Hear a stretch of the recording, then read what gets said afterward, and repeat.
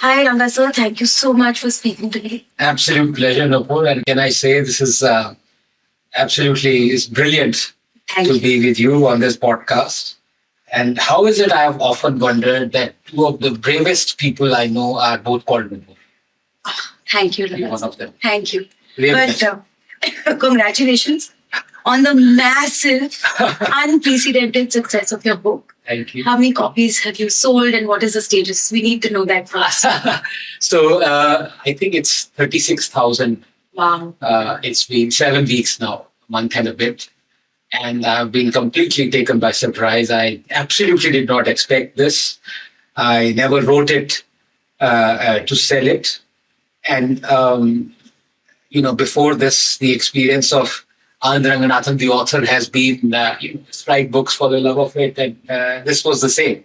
So nothing changed there.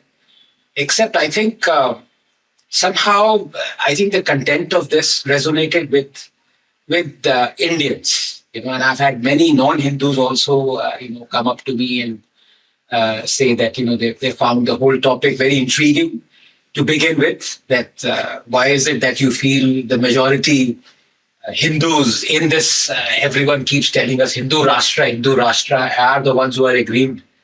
But, it's a very short, crisp book.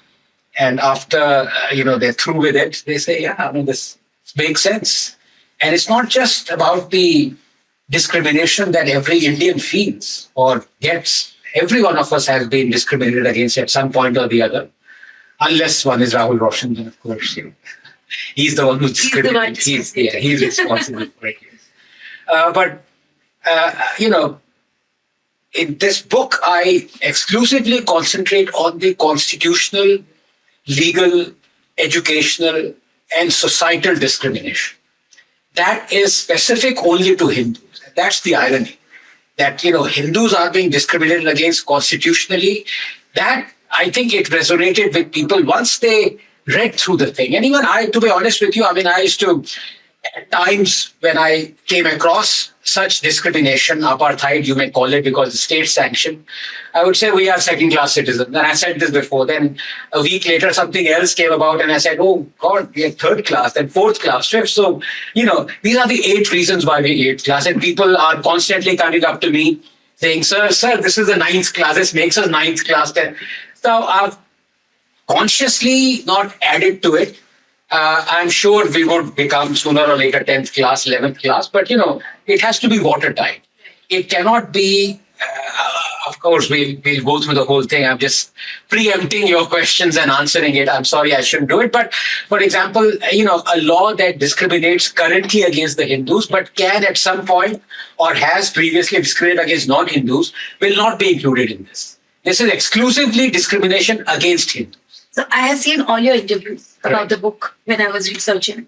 And I think you're alluding to the 295A and freedom of expression debate. Yes. Where you're saying that it wasn't included because it, at times, discriminates against non-Hindus as well. Yes. So this book is really short. It's simple, to the point. You haven't gone into explaining a lot of the laws in detail. Yes. So was that intentional? Because it's perhaps the first time, I won't say first, I'm sure lots of other books have been written, but the simplest explanation of why Hindus feel persecuted in a Hindu majority state. Yes. And the joke that we can even think that India is a Hindu Rashtra, whether we think it or it's an allegation by the left and the Islamists. It's an absolute joke. So was it intentional that you kept it so simple? Because I know you think more and you know more about the subject. So why was it not in? Right. So I think there are 2 reasons for it. Number one, I think the fact of the matter is we have to accept it. We were talking about this just before we began the podcast, is that the attention span of our beloved youngsters is decreasing. That includes my near and dear ones as well. Some of them are rascals are yet to read my book, for a start. So the attention span is an issue. But more importantly, I think legalese is something that even if you have a very large attention span, it can get a bit tedious. And thirdly, I structured it initially as a talk. And that talk went on for about almost 3 hours. In fact, I gave it in Mumbai. And at the end of that talk, I said, look, I would love for it to be, coming out as a book. And of course, when you see the rampant discrimination, when you're writing or talking about a community that has been discriminated against, I think it follows that whatever the proceeds that you get out of it, it's not just something that I'm doing that it's just natural that all the proceeds would go for. So that's the whole genesis of the thing. But I think that's the reason why I kept it to that length. Otherwise, the talk, for example, could have gone on for 6-7 hours. Yeah. And I remember during that talk, I said, would you guys want an interval break? And because it was, I think, 1.5 hours into the talk, and I said, look, let's have a 5-minute break. And I immediately got a few people sending me notes that, no, please carry on. So that was the first inkling that people are hearing such things for the first time. Because I myself had heard about many of the things for the first time. I think Vishnu Jain, I mentioned it, he was the one who first told me about the Waqf Act. I didn't even know such an act existed. Of course, I knew of the Place of Worship Act and how draconian it was through the Ayodhya judgment. So even before 2019, I had no idea. Most of the RTE Acts, T.R. Ramesh, the temple activism, Indic Collective by J. Sai. So I think what resonated with the readers was that here is a writer for whom it is very obvious from the way he's writing that these things are new to him as well. I'm not an expert in this, so I was one of the readers. But what resonated with you? You're a scientist. Yes. This is not your core job. This is not your full-time job. Yes. I'm really curious what resonated with you to come from science to protecting the faith of Hindus while you actually identify as an atheist. Right. So I'm not protecting the faith or anything like that. But I've said this before, I am civilizationally a Hindu. And I might be right or wrong. I'm absolutely not an expert. You have Chhatrapati Shivaji Maharaj sitting here. Pranam. Tamilians hold him in very high regard, by the way. I've said that.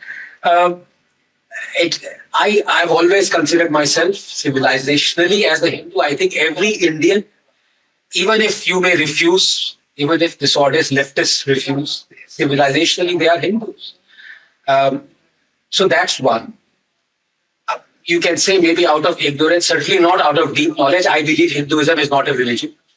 And I've said this in this book itself, that, in Hinduism, if you were to describe some aspects of Hinduism as religious or of religious nature, they are an offshoot of a way of life. And it's the opposite for Islam and Christianity. And hence, you have mutations, and hence you are amenable to change and things of that sort. So our way of life is Hindu. Civilizationally, we are Hindus. If you look at the amazing discoveries of Neeraj Rai in population genetics, of Senori, and so many other things, it is a continuity and of a civilization, and that civilization is Hindu civilization. Why won't I want to be endeared to it? Why won't I want it to prosper? Why won't I want to protect it? So I'm not religious. And coming itself to the last point that you said that you're an atheist, I'm not a commie atheist, like the Farzi variety. I'm a Darwinian atheist. And Hinduism is the only, you can say, philosophy where they encourage even atheism. I mean, 4 marks. Which other realm of or way of life would you have, not only protecting but encouraging people to become atheists, other than Hinduism, 4 marks and Lingayats don't believe in Veda. So many other things. So it's just glorious. Something that needs, not just must be preserved or should be, it needs to be preserved. This is what, if the world loses the Hindu philosophy, the world will be poorer for it. I'm not saying the world will extinguish itself, and because being a scientist, I know that human species are going to survive one way or the other. So life has anyway didn't have any meaning, but preserving our life doesn't have any meaning on top of this or what we know. But we will be poorer if we didn't have Hinduism. Those are the reasons. So there are 8 chapters because of which you say that we are 8-class citizens. Yes. In one of in the first chapter on temple control, you've written about how the Congress government brought back the law after it was struck down, the Endowment Act, after it was struck down by the High Court. And then when it was brought back, the High Court actually said that how does it infringe a Hindu's right to worship? Yes. You can still worship Yes. as much as you can, even if the temple is under government control. Okay. But you did stop short of explaining how exactly does government control of Hindu temples actually infringe on the right to pray of Hindus. Right. So why do you think it infringes on the right to pray? It might infringe on the right to run your own institutions, etc. But why right to pray? So, that's a very interesting question. If I can frame it a little bit differently, what does one actually mean when one says Hindu is praying? That itself is a very philosophical question. In the South, when we go to a temple, what do we do?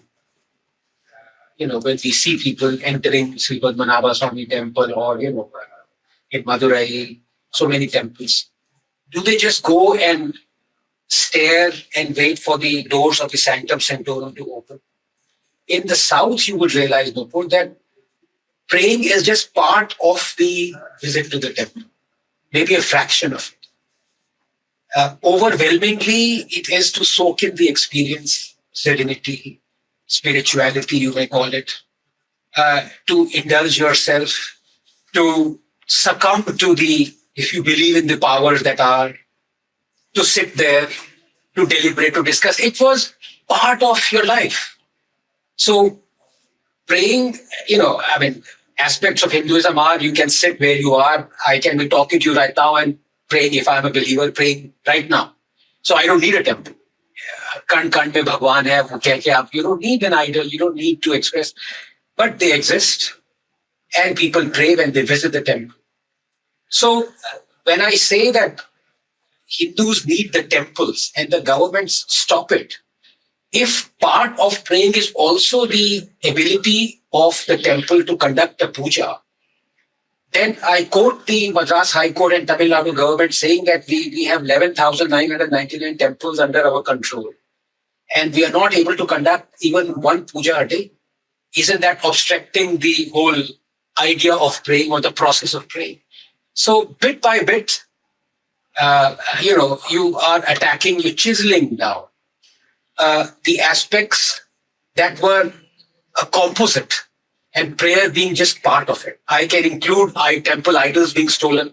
When you talk of praying, people pray in front of an idol. If that idol has been stolen because of laxity or, government interference, then obviously it's an interference in praying. So praying is a very loose word as far as Hinduism is concerned. That is what my aspect. Yeah. So you're saying essentially that the temple premises itself is sacred to Hindus, Yes. and therefore, if it's controlled by the government and not by the Sampradaya itself and the Hindus themselves, Correct. It's an infringement upon their rights. Yes. Now, you did speak about how there are Christians and Muslims who are managing temple boards in various places in Tamil Nadu, in West Bengal, for example. But you also then said, concluding your chapter, that for you the way forward would be if a temple becomes like a publicly held institution. Yes. Now, my issue with that was, the first thought that struck me was that my Kuladevi, for example, is Sati Mata, and our temple is in Junjunu in Rajasthan. Correct. Now, if I want to buy shares of, say, Sabrimala, how is it different from a Christian or a Muslim interfering in that temple? Because I am not a believer in Lord Ayyappa. Since Hinduism is so diverse, every individual has a separate deity, has a separate goddess that they would pray to. And therefore, I should, as an individual, have a say only in the management of the temple in Junjunu, because that is my Kuladevi, instead of having a say in any other temple, which follows a different ritual and prays to a different deity. So, do you see some sort of similarity in the solution you suggested and non-believers being in the temple management board? So, for example, I'm a non-believer, but I would want the temple, not only the temple to prosper, but the whole temple way of life to prosper. So, and by the way, that was you being very polite. Thank you. Some people took genuine umbrage, but they weren't abusive. They just found it little bit off-putting that you are reducing or you're giving a solution that reduces a temple to a company. Let's put it that way. I agree with that. their objection to that. But suffice it to say, it's just a solution from my end. And it's I think in my haste to bring out a solution, because the government certainly isn't going to solve this issue, I maybe became too practical. You can lend it to, the way I think, very scientifically, non-emotionally. But the intention behind that was that this temple way of life should prosper. And it has always been my belief that the only key to prosperity is through capitalism, right? If you earnestly believe that temple is a way of life, then it's an organization. And for it to prosper, you have to partake in capitalist means. And how do you do it? You list it. That's the first thing that comes to mind. Now, the couple of questions that you asked. So, as a non-believer, if I would want, for example, Tirupati to prosper, and if Tirupati prospers, even though I don't believe in the Hindu god there or anywhere else, once Tirupati prospers, Tirupati is a wrong example because Tirupati is already prospering. But I mean, any example. Let's talk about some small temple right. for a Kuladevi or a So my Kuladevi of my ancestors in Palakkad. Yeah. Right? Now that's a very small temple. If that temple is listed on the stock exchange, let's say, and everyone whose Kuldevi it is starts to invest, quote unquote, invest in that Kuldevi, the temple becomes prosperous. The temple will be able to run at least half a dozen or dozen organizations that would help the temple way of life prosper. And by that, I mean Ved Pathshalas, and I've mentioned 3 or 4 there, but so many. There is an endless list of things that can be done. Nupur, if that's not a solution, I agree. That is my solution. It may be wrong. What is the other solution that people have brought? I haven't heard of any other than the fact that government should come out of this. Now, there is a legitimate concern of a lot of people that if not the government, then who? I mean, you are going to encourage corruption. Who is going to take over the temple if not the government? At least the government is doing some. Now, that is an excuse that everyone comes up with when you talk of PSUs, when you talk of profit-making PSU, when you talk of loss-making. कि भाई government है वहाँ पे तो चलो गंदा काम हो रहा है, लेकिन हो तो रहा है. आप प्राइवेट प्लेयर्स को दे दोगे, करप्शन बढ़ जाएगा, किसको दोगे, डिस्प्यूट्स होंगे, this, that. That happens with every private organization. Now, is it the government's role to say, look, I'm going to protect, and stop your slide into this? That's absurd. That means you want government intervention everywhere. You can't have it. Tomorrow there'll be a dispute in airlines or, some private this thing. For example, if there was a dispute between Mukesh and Anil Ambani, did you want the government to get into it? So that's absurd. This was just a solution. I'm not saying this is the only, but this was I thought it's a practical solution for temple, at least money to start coming to temple. Then the temple can decide whatever you want to, but I think those things will come.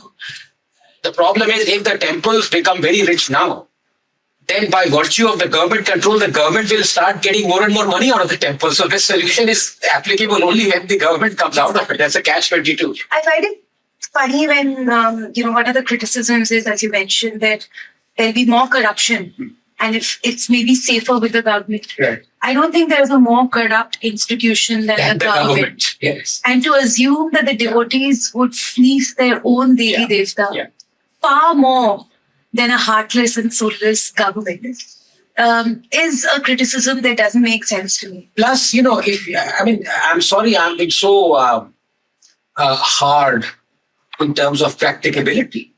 But you look at any private organization, why it prospers and why it crumbles without government intervention.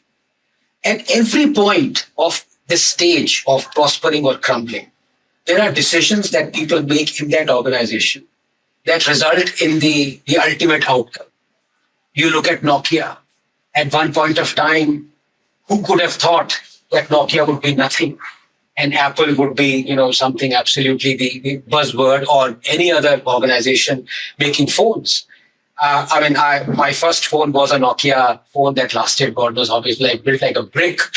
And at that point of time, we thought, this is it. Nokia will be the world's biggest company going forward next 20 years. In the next 2 years, people forgot about it. Now, that's the way of the world, to borrow a Napoleon phrase.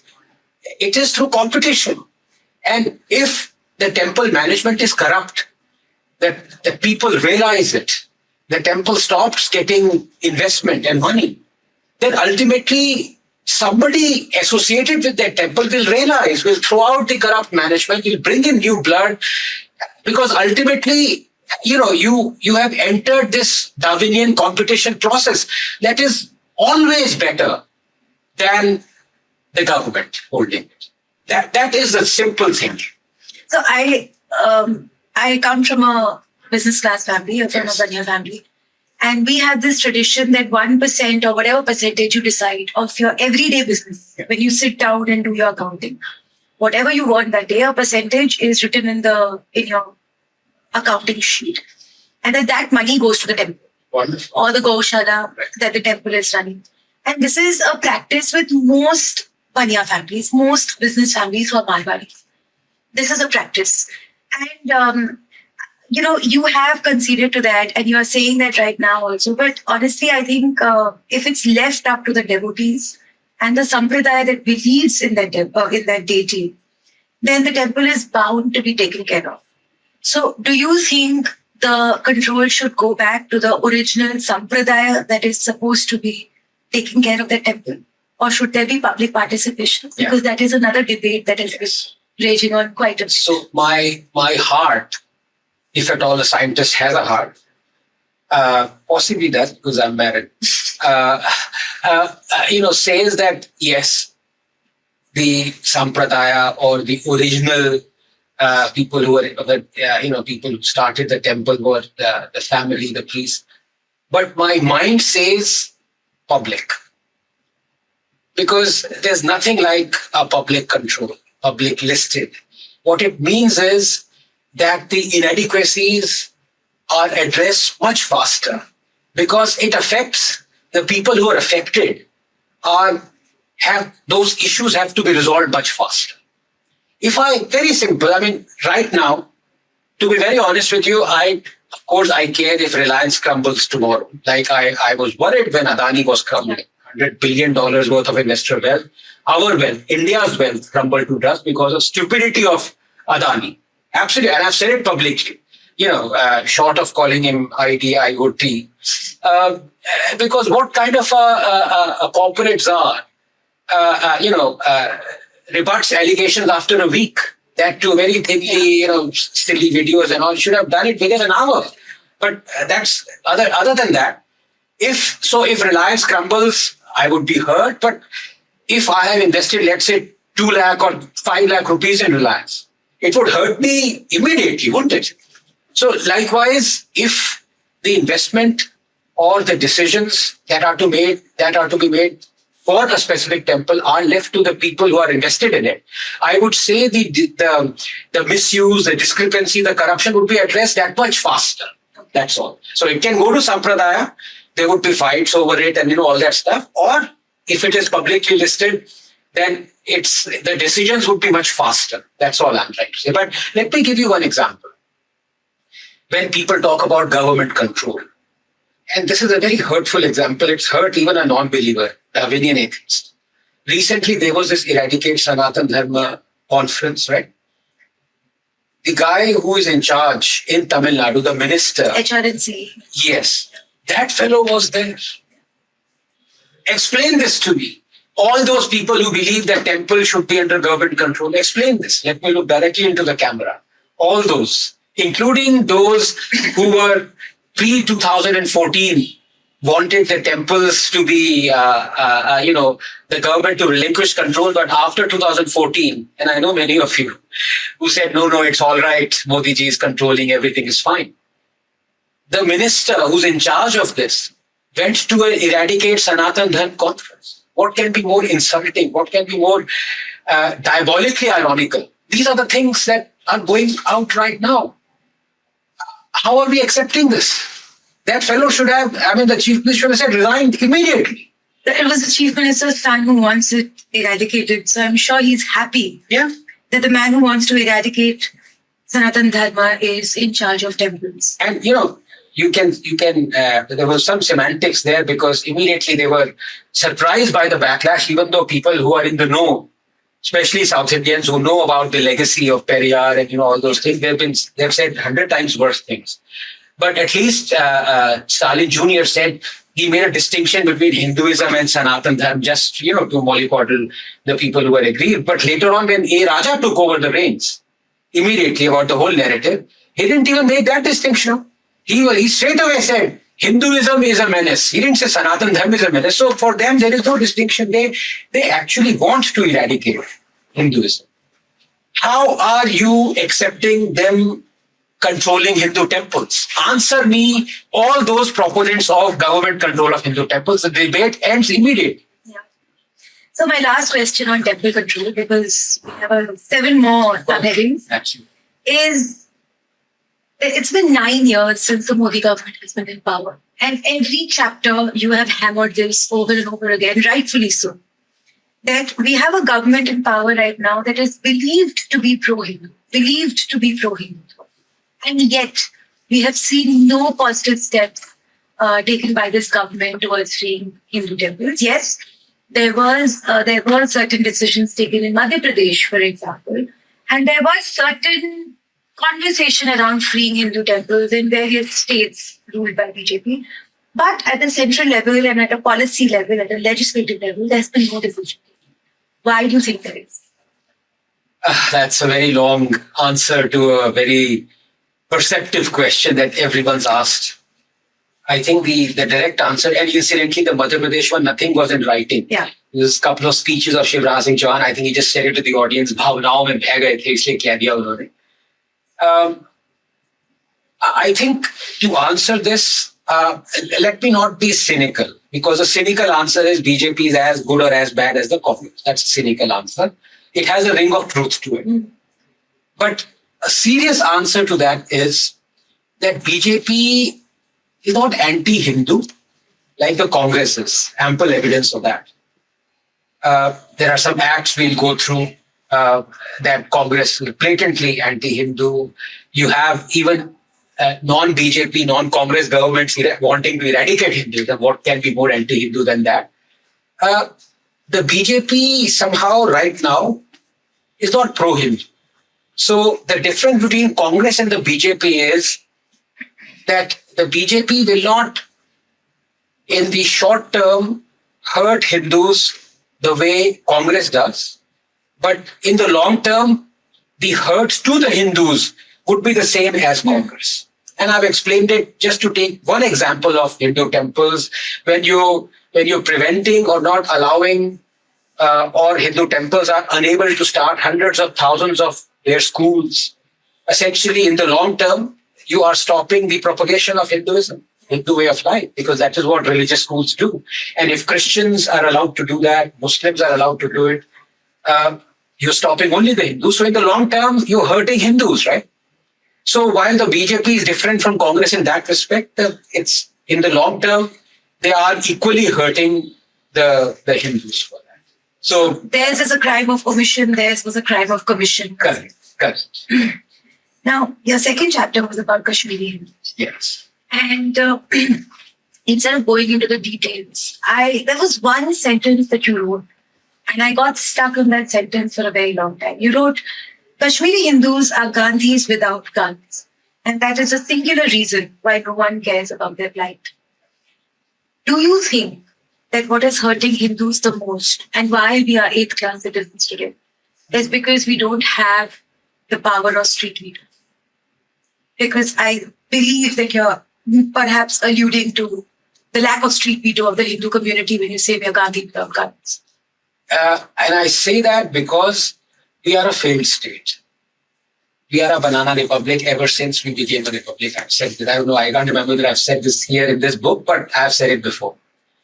The reason for that is that our state listens to and encourages anarchy and street veto. A law-abiding state must never do that. Never.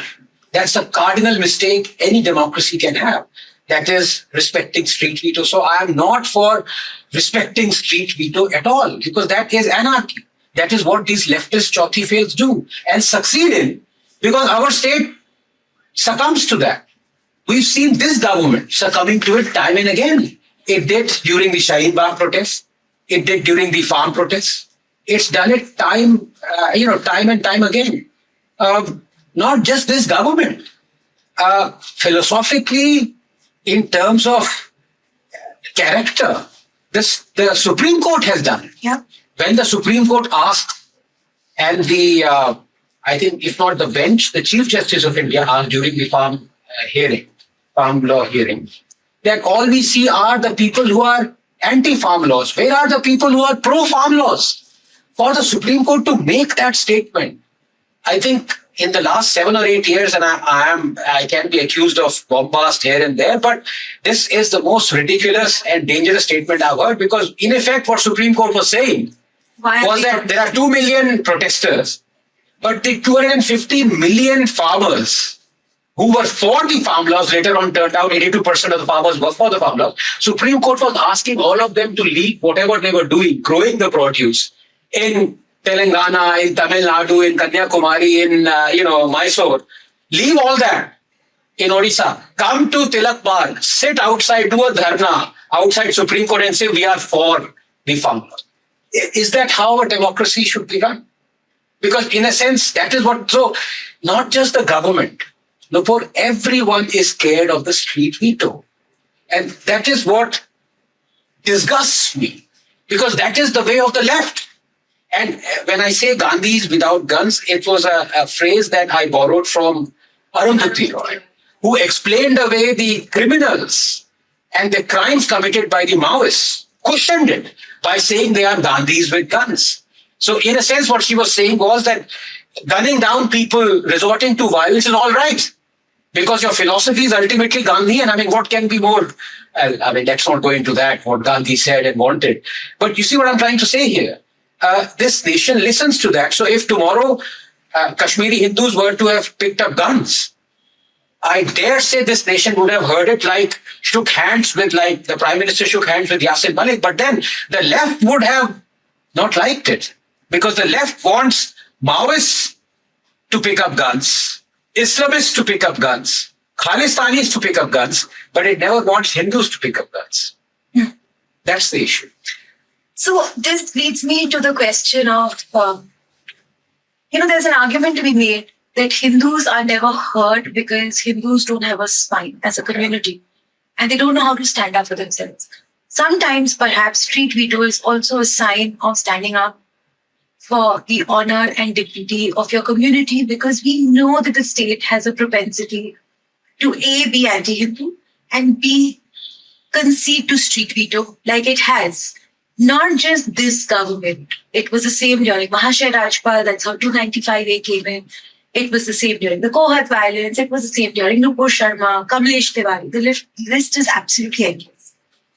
Now, if we keep conceding, and if we keep ceding inches of our faith, and if we keep ceding our rights, merely because we do not want to take to the streets and we are law-abiding citizens, and we believe that the law will take its own course and restore our rights to us, do you think we are ever going to be heard? Because this will lead me to my freedom of expression question. But do you think Hindus are persecuted by the state, and the state is an apartheid state, because Hindus have lost the spine and Hindus don't know how to stand up for themselves? No, Hindus have certainly not lost the spine. I'm proud of Hindus. I say it as a civilizational Hindus, but I am proud of Hindus who are believers. And I've explained this here. 1 billion Hindus, if they wanted to resort to street veto, they didn't. They waited for 5 people to give out the Ayodhya judgment. Right? What does that tell you? It tells you something very profound.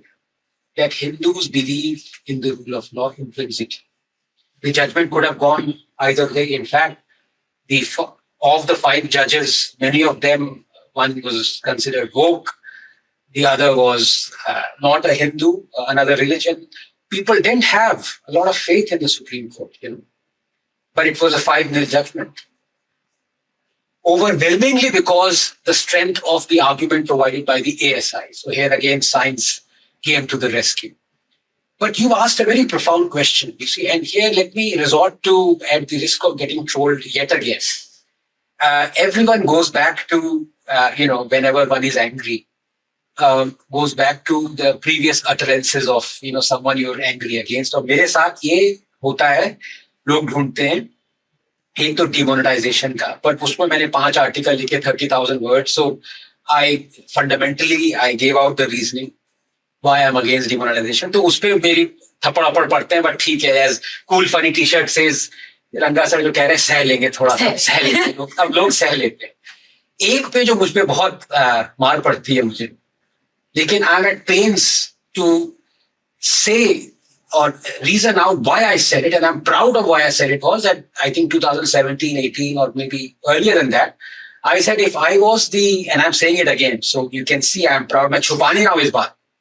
अगर छुपा रहा हो तो मैं बोलता नहीं. I said if I was the Prime Minister of PV Narasimha Rao, I would have rebuilt the Babri Masjid brick by brick. Oh Lord, Ranga sir, do you really want to repeat that? I tell you, मार पड़ेगी. मुझे पढ़नी चाहिए, मुझे पढ़े चाहिए. Because I'm disagreeing with you, but you really want to repeat that. I want to explain that. So I said that I would have rebuilt Babri Masjid brick by brick. And वहां पर full stop नहीं लगाया था. लोग गलती करते हैं मारने के लिए full stop लगाते नहीं. And waited till such time for the Supreme Court judgment on it. This was my statement. I'm proud of that statement, and you 1 billion strong Hindus have vindicated me on that. Because street anarchy, street veto is a leftist thing. ये leftist करते हैं. A question, Ranga sir. Do you think we would have reclaimed Ram Janmabhoomi had the Kar Sevaks not brought down the illegal structure which was called the Babri? So we reclaimed Ram Janmabhoomi because of the Ayodhya judgment. Let's be honest about it. Now, would there be the situation where the case would have been adjudicated by the court? Yes. Had the Kar Sevaks not gone down and brought down the illegal structure, absolutely, which was a show of street veto, right from the Nihang Sikhs to the Kar Seva. Yes. And let me explain. Let me add to the because the question was very profound, and I don't want to omit a part of it. Because you were saying it's helpless. We don't have spine. We lost that. No, we haven't. You see, in a democracy, if you don't want to resort to street veto, which the left does in Latin America, wherever you go, वो तो दंगा फसाद वाली कौम ही वही है, वो leftist. तो उनको और कोई रीजन नहीं पता, बस वो है अगर बाबरी मस्जिद की जगह कोई मॉस्क होती जिसके ऊपर हिंदू टेम्पल बना होता और मुस्लिम्स ने वो हिंदू टेम्पल गिरा दिया होता, left would have supported it. They are supporting bringing down the statues illegally of Leopold, of Churchill, of Cecil Rhodes, of various. So ये लेफ्टिस्ट का काम है करना. हिंदूज का काम क्या है? Law abiding. हम एक ऐसी सरकार चुने जो कि हमारे इंटरेस्ट आगे रखे. इससे ज्यादा आप सड़कों पे क्यों आ रहे हो यार? There's a rule of law. Why do you want to indulge in lawlessness and something for which the rewards are very few and far between and illegal, undemocratic? If you choose your government and you have faith that the government will not appease you, not go out of its way to give something to you which legitimately or legally is not yours, but at least correct the injustice being meted out to you, and that government reneges on that promise, then that is not your fault. No, you're not spineless. You elected people who you thought will work in your interests. What more do you want in a democracy to happen? So Hindus are not spineless. Hindus elected a government that is spineless. There's a difference. But Please. do you think the old Sullivan's law also applies to governments? Where if something is not explicitly right, it becomes left over time. And therefore, unless you have an explicitly pro-Hindu, pro-Hindutva government, which I dare say BJP is not, over time, it will compromise on the interests of Hindus, not because they are ill-intentioned. They have the intention, but it's just the law of nature that unless you're explicitly pro-Hindutva, in action and words, over time, you will have a propensity to turn more left. So, And therefore, if Hindus don't know that, what is the recourse for them? yeah, I mean, can you name a party that is more Hindutvawadi than the BJP? No. Bal Thackeray comes to mind a little bit, right? Maybe little, I don't know. No, absolutely. At least after he became pro-Hindutva, he was certainly pro-Hindutva till the end of his life. Right, but if you remember, even his government, I think he never became the chief minister. Mr. Joshi, he was chief minister. He was the one at the back. He didn't do anything overtly which was Hindutvawadi. But somebody has to explain. This is what I think this book, in many ways, if there is one lesson I would, not a lesson, but something eye-opening thing, is that there is nothing called Hindutvawadi here. If you want, we don't want appeasement. We don't want something coming to us which is not legitimately ours. This book is precisely about the things that we are being denied, even seeking justice for. How is that Hindutvawadi? That is, I've limited it. There is nothing I want the BJP to do that would be unfair to other communities and be loaded in the favor of Hindus. Hindus themselves are not asking it. Yeah. You tell me one demand of the Hindus that goes against non-Hindus. One. To exist. Right. But I mean, seriously, can you name one? No, that's There isn't. लोगों के nature में ऐसा नहीं है. लेकिन आप औरों की होली बुक्स पढ़िए, औरों का वो पढ़िए. पूरा रिलीजन ही उस पे बेस्ड है. Deny, it's othering. It is exclusivist. It is supremacist. Hindus are not wanting.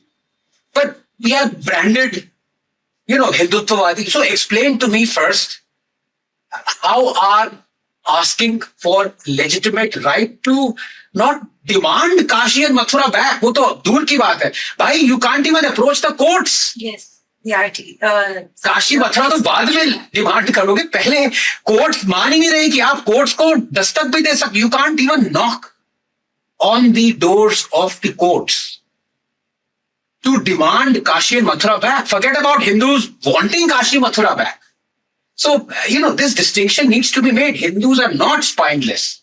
Hindus elected a government that you can legitimately say is currently, agar you want to be kind to the BJP, you can say currently it is spineless. Baad mein jaake kya ho, kya nahi pata. But, Hindus are not spineless at all. Hindus are law-abiding. They've done something which is incredible here. Absolutely. Incredibly stupid sometimes. Nahin. You give me one example. Are you for street veto? Tell me. I am for street veto when the law fails you, yes. And I have no qualms in saying that. In Nupur Sharma's case, for example, Yes. I judge our community that we didn't take to the streets. Okay, now I have a great answer to that. In Nupur Sharma's case, street veto won. The street veto was by Muslims. Yeah. Right? Hindus were not spineless. The BJP government was spineless. Both of us have said it. But I'll tell you what. You just said it 2 days ago. I absolutely agree. Right? Now, street veto को ignore करना किसकी responsibility थी? correct. हम घर में यहाँ बैठे अपना काम कर रहे हैं, कमाई कर रहे हैं, टैक्स दे रहे हैं, हमारी कैसे रिस्पॉन्सिबिलिटी है? क्योंकि हमें पता है कि वही होता है. And I'll tell you, the problem is that the only way the government, the state, regardless of parties, seems to get convinced to protect you is if you threaten at least that if you don't protect us and if you don't concede to us, you may have a law and order problem at your hands, which is exactly what the Islamists do. See, Now- let me, Nupur, Yeah. sorry to interrupt Yeah. you. It's an amazing discussion we're having. Thank you for this. But when you talked about the raising of the Babri Masjid, did it have an effect? I think for a long time it had the opposite effect, which many people, including Vikram Sampath, have said that the killing of Mahatma Gandhi was devastating for the Hindus more than anyone else. It had a devastating effect. Yeah. Because what happened was that any legitimate rights that Hindus may have had, especially I'm talking of now the Babri Masjid, were completely, the door was slammed on them. You talked about We are going to talk about the Place of Worship Act. So many other draconian legal acts and clauses, and the national conscience of the government came into being after Hindus were branded as villainous, having destroyed the Babri Masjid or razed it. ये सब चीजें तो मैं उल्टा कह रहा हूं. मैं कह रहा हूं ये जो वर्डिक्ट आया है इसको 30 साल लग गए इसलिए क्योंकि वो बाबरी मस्जिद रेज हुई. अब मैं क्या बोल रही हूँ? This is the last statement we make and then Sure. go to the rest of it. What I'm trying to say is that Ram Janmabhoomi would have never been reclaimed had the illegal structure, which I refuse to call a masjid, the illegal structure was not brought down because the Indian state was refusing to even let Hindus reclaim their lost ground and their lost places of worship and their lost temples. Now, as far as the opposite effect of the assassination of Mohan Karamchand Gandhi, the apotheosis of Gandhi itself was foisted by a society and accepted by a society because of which we have accepted the demonization of his assassination. Till date, it is almost taboo to speak about why Mohandas Karamchand Gandhi was assassinated. I'm sure the most hate that you've got is not for writing about what Ambedkar said about Islam, but what Gandhi said about Hindus. Yes. In fact, I can disclose, I can thank Tehseen for stopping 2 Congress men for they actually started going to the police station to file an FIR against me. You would have been in jail because the Supreme Court has said that you should not You cannot insult Gandhi. So I have that video. It's still there, by the way. And Congress leaders wanted to file an FIR against me for saying something which is absolutely factual. And some buffoon in some online portal made a huge thing and came out, naam bhi bhul gaya, beach bazaar or some chauthi fail jai, unemployable, you can say. He doesn't even have the integrity to say that Gandhi slept on the same bed with his nieces. He was saying, is in the same room. मतलब इतना बेशरम है कि वो गांधी की खुद की जो कह रखा है वो भी नहीं मानने को तैयार. तो ऐसे लोग आगे आ गए, डिमोनाइज कर दिया. बट मेरे को एक चीज पे रिफ्यूट नहीं कर पाए. But that is precisely what I'm saying. Yeah.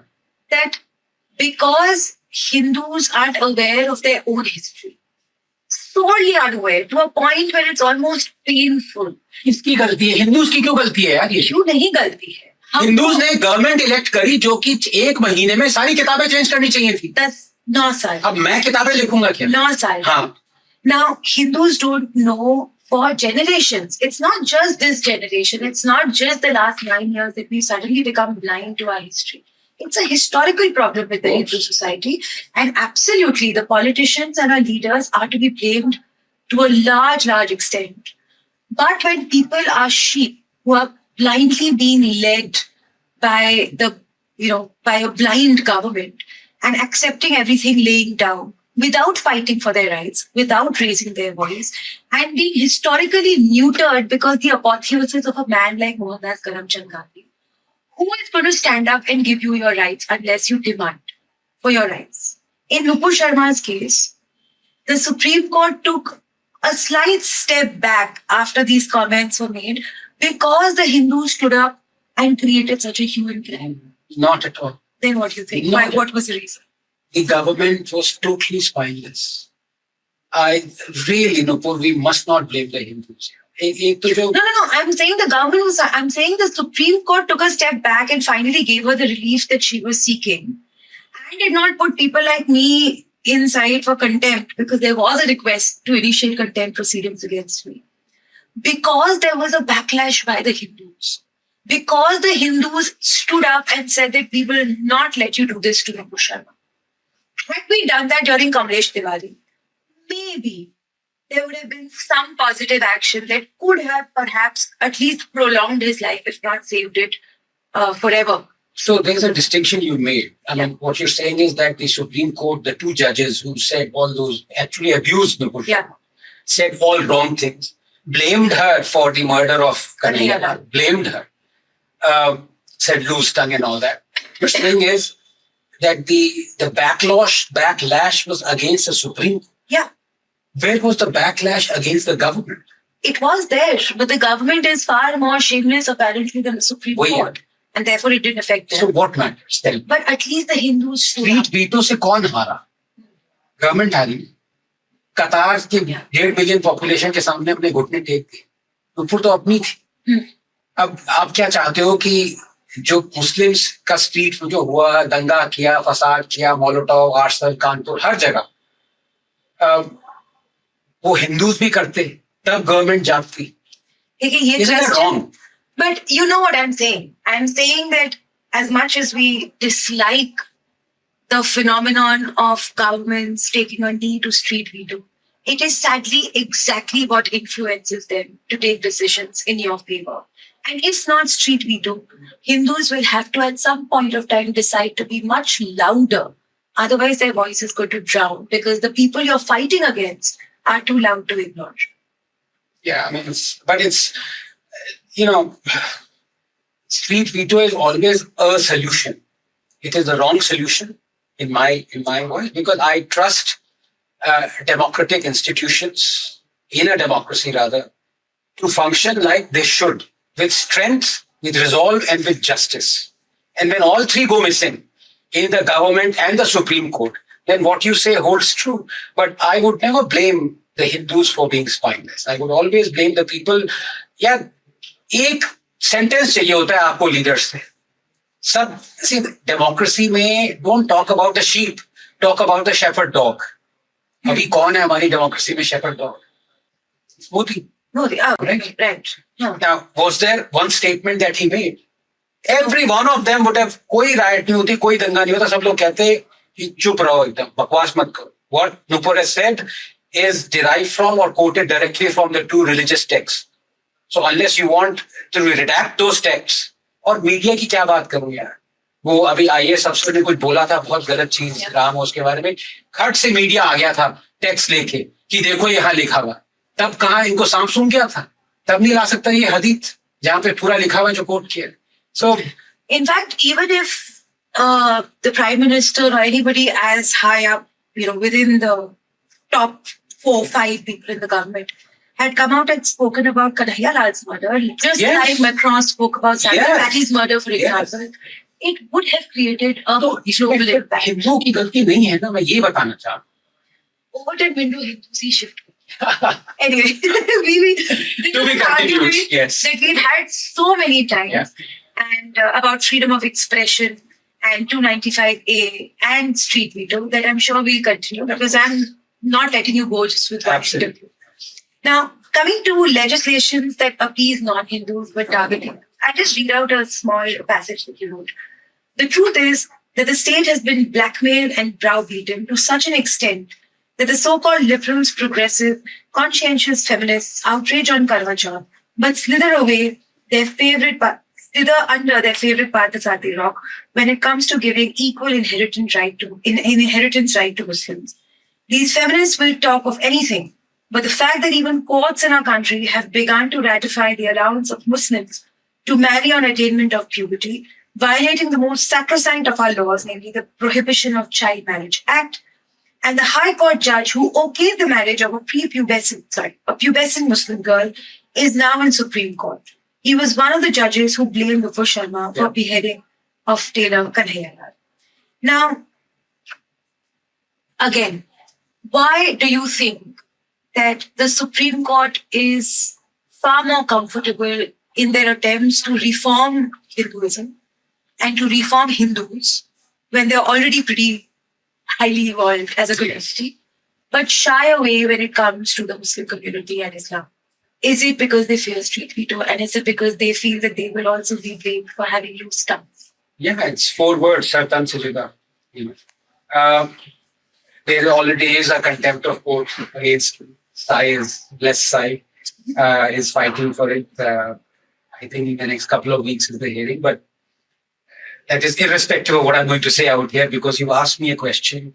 Let me address it directly. It is not the ignorance of the Supreme Court judges. They're very erudite, knowledgeable. The tragedy is, it is their cowards. I say it with complete respect. There's no other explanation for it. No other explanation. How can you allow, in today's day and age, an adult man, 30, 40, 50, 60-year-old, to marry a girl who's 12 years old? How? It has got nothing to do with even scriptures. It's got everything to do with science. Because on other laws, you suddenly resort to science and what the medical thinking is. Abortion, for example. It is illegal to abort after 24 weeks or 26 weeks or something like that. It's in very progressive law. It's in keeping with other Western democracies we have. वहां पे science को ले आए, लेकिन 10 साल 11 साल की बच्ची अभी प्यूबर्टी हुई है, उसकी शादी करवा रहे हो, वहां पे साइंस को क्यों नहीं ला रहे हैं? ये डर है, ये और कोई रीजन नहीं.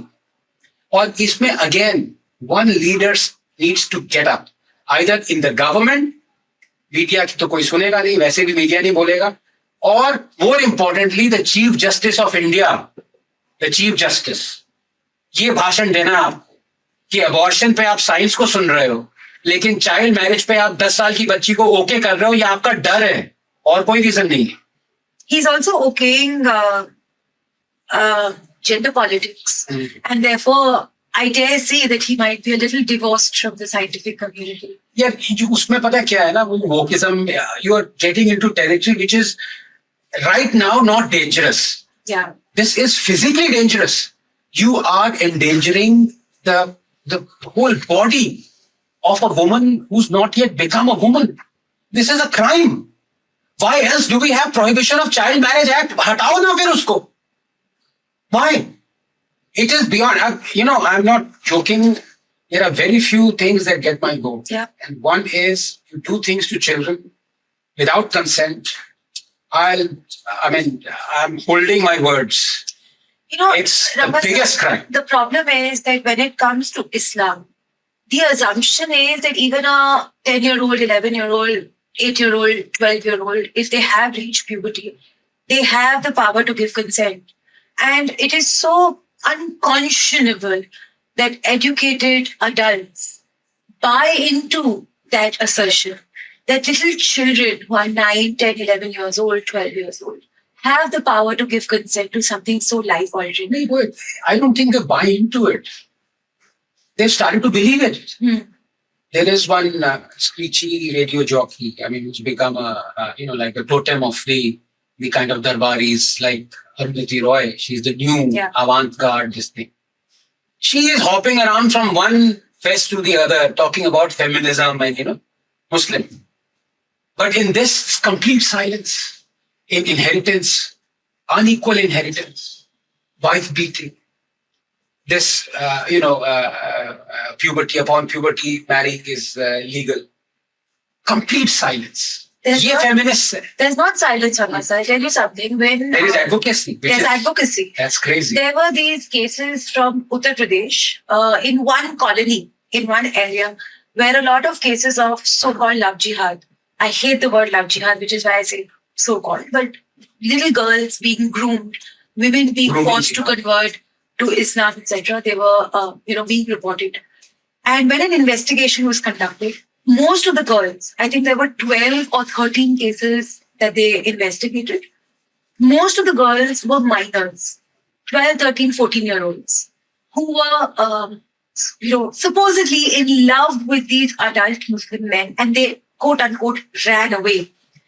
And this was peddled as no evidence of any wrongdoing by portals like The Wire, which said that, these girls went consensually with the adult Muslim men.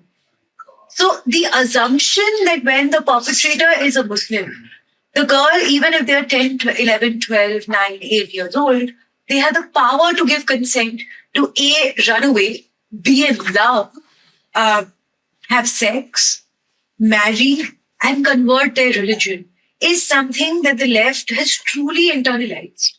And which is what is shocking. They're not keeping silent. But they're advocating for it. No, but see, again, I've said this before, that I'm one of the believers in what I call as the Anderson razor. You have this Occam's razor and other razors. And this is something that's coined by me, rather banal, but asinine, you can say, But you know that Warren Anderson guy, the Yeah. butcher of Bhopal. I don't blame him. I don't blame him because it was his job to run away. That's what criminals do. I blame the person who allowed him to run away. I blame Rajiv Gandhi. The fellow was escorted to the tarmac, flew onto the hopped onto the chartered plane, and off he went and never came back. So, do I blame these judges? Do I blame the leftists, these chauthi fails, Islamists, jihadis? Yeah. I don't blame them. And I blame the leader who could overturn this clearly unjust, anti-science, draconian, diabolical, dastardly decision against a woman. I blame them. I blame this government. जब शाह बानो के case में आप supreme court का अच्छा judgement overturn कर सकते हो to placate something. Yeah. Okay. Why can't this government overturn a judgment that is allowing a 10-year-old Muslim child to marry an adult? Why? बाद में देखते हैं क्या होता है, लेकिन जो जस्ट है वो तो करो. तो वही है ना, ब्लेम की फिंगर कहां डालनी है, सबसे जरूरी पॉलिटिकल और national narrative में वो होता है. Where do you want to put the thing? So this is not a chapter in your book, but I found it intriguing that you dealt with history and its distortions as well. And I'll read out one passage. Sure. For the sake of Islam, I became a wanderer. I battled infidels and the Hindus. I was determined to become a martyr. Thanks to be Allah, I became a Ghazi. This is a direct quote of Babar from Babarnama. There is a Babar Road in central Delhi, barely a mile from the Prime Minister's residence. Babar lives. Hindu gods and their idols are as dirty as they are ugly and horrible to look at, and witnessing the destruction of temple idols gives me so much joy. The man who said this was also the chief proponent of the Goa Inquisition that led to the conversion, torture, and murder of thousands of Hindus. His name was Saint Francis Xavier. Every year, millions of Hindus, including our Hindu nationalist Prime Minister Narendra Modi, venerate Saint Francis Xavier lives. Now, you have in your book spoken about a lot of these quote-unquote icons. You've written about Tipu Sultan, Khilji, Moinuddin Chishti, and so many more. Now, we have seen this government also deify a lot of these people who have very clearly indulged in the kind of religious harakiri that we've seen over centuries, including Mohan Karamchand, like that, Yes. including the Ali brothers, who were responsible for the Malabar genocide. Yeah. Now, I understand that historically we've not been taught real history. We haven't been taught really what happened to us. But why do you think at a government level there is this sort of agreed silence about history to a point where they are willing to remove portions of the Mughal history from our textbooks, but they're not willing to actually teach students the truth Yes. about the Mughal invasion and Yes. the truth about what has happened to Yeah. Hindus and our own political and civilizational history. Yeah. So, what explains this kind of code of omerta when it comes to history? Yeah, so two things. I think one is you're absolutely right. In fact, when there was this talk that bits about Mughal history will be removed, I said, don't do that. Teach them the truth. Teach the kids the truth about the Mughals. The absolutely dastardly invaders, most of them were. And you have to only read Dr. Meenakshi Jain's authoritative works to realize that they never ever considered themselves as Indian at all, down to even the last Mughal emperor. So they made a distinction. Why the hell are we trying to appropriate them? I mean, that's ridiculous. As to your question, why are leaders still doing it? Nupur, how do you explain it? Tell me. Is it that they are ignorant? We can be ignorant, right? I was ignorant certainly till I knew the truth about, for example, Ashoka. That he was a Buddhist 8 or 4 years before he undertook the Kalinga War. I was ignorant about that. I was ignorant about so many other things. Tipu Sultan, I was, as a kid, he was my hero. You had that, the sword of Tipu Sultan as a Doordarshan serial, eulogized him. Then I knew the truth in Tipu's words. Annihilation of the infidels is our sacred duty. This is what supposedly the hero Tipu is saying it. So we can be ignorant because we have been the recipient of this trash that has been fed to us. But why should the Prime Minister be like that? Why should the Prime Minister venerate not Tipu Sultan, but Saint Xavier? Why should the, Chishti? And on Babur Road, incidentally, a month ago, I went to a party at Babur Road of a BJP minister. So यार कम से कम अपने ministers को तो कहीं और कांग्रेस वालों को दे दो बाबर रोड पे घर लेके. They would love it. But how do you explain it? Honestly, I can't. You want to talk about virtue signaling, that doesn't quite fit in. You want to talk about ignorance, certainly I don't think the Prime Minister is ignorant about these issues, right? I don't have an answer to that. Do you think if the myth of these false gods that we have created in our political history and our civilizational history, do you think if the apotheosis is dismantled, it would affect electoral politics in some manner? Not now. Not now. And I think that is the reason why BJP is doing this, or doing it in the sense indulging in it. And I've said this before, I think Modi realizes it, that this book and all the issues that it speaks of are not the issues of ordinary Hindus in this country. Not at least for the next 10 years, 12 years. And that is why consciously he's made an effort that his sarkaar is a toilet, cylinder, pani, bijli, sadak sarkaar, Ayushman Bharat sarkaar. When your stomach is fed, then you write such books, and then you read such books, and then you fight for such issues. When you have to worry about where your next meal is coming from, asking the government to relinquish temple control is, I'm sorry, not in your frame at all. Nor do I ever want it to be, So I am proud that this government and Modi have concentrated on building 120 million toilets, distributing 170 million cylinders, constructing 30 million homes in which 110 million Indians are staying. I'm proud of that. Given the priority, these 8 issues would, even in my list, come after toilet, after tap water, after that. But then, as I said again at the beginning of our podcast, Nupur, long-term effects may not be visible right now, but they can be devastating. Every 100 Hindu schools not opening today because of these policies is going to affect Hindus 20 years down the line. You see, when demography, the effects of it would really kick in, then you would say, oh my God, had we done this 20 years ago, we might have, been in a different situation. So and it's not that the BJP doesn't know it. I think it's just the strength of conviction. Now I ask again, where do congresses get their strength of conviction? Through Sonia Gandhi, right? Down to the Prime Minister, ex-Prime Minister, everyone, what Sonia says goes. Where does the BJP get its strength of conviction? From the RSS. What is the RSS doing about these 8 issues? Has it spoken about these 8 issues? There are people in the RSS who speak about it, and that is one thing which I love about the RSS. It has different views. It's an umbrella. In fact, the person who launched this book was Ratan Shahzaji, a very dear friend. He agrees with a lot of stuff and they disagree. That's beautiful. But the strength of conviction for the RSS to say that, look, it is not enough for the government to leave it to the court to abrogate Place of Worship Act. Let the government do it. Let the government abrogate Waqf Act. Let the government rehabilitate 7 lakh Kashmiri Hindus. Let the government relinquish control of... Is it doing it? No.